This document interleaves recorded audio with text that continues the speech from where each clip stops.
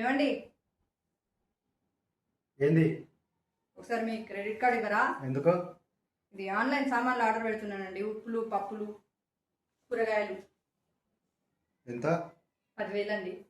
10,000 ఎందుకు? మలక్పేట్ మార్కెట్ పో, అన్ని హోల్సేల్ రేట్కే దొరుకుతాయి.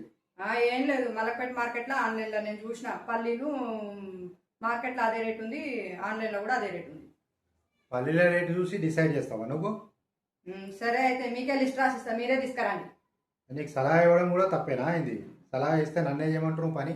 మీరు ఇచ్చేది సలహాలే, నాకు ఎప్పుడు ఇచ్చేది ఏమైనా పని చేస్తారా, ఏమైనా చేస్తారా? అన్ని పనులు నేనే చేసుకోవాలి కదా. తీసుకురా పోయి, మార్కెట్కి పోయి తీసుకురా. నేనేం పోను. ఎందుకు పోవు?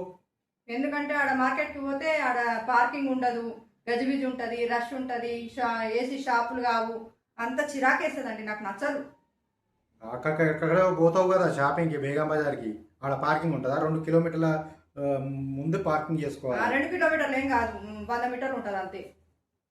మరి 2 సంచులు వేసుకొని పోతావు, సంచి నిండా అవేంటి గాజులు, స్టిక్కర్ ప్యాకెట్లు, బ్యాగులు, రబ్బర్ బ్యాండ్లు అన్నీ మోసుకొని వస్తావు కదా. అప్పుడు నన్ను రమ్మన్నావు కదా, నువ్వు ఒక్కదానివే తెచ్చుకుంటావు. అదే ఉన్నవే నువ్వు.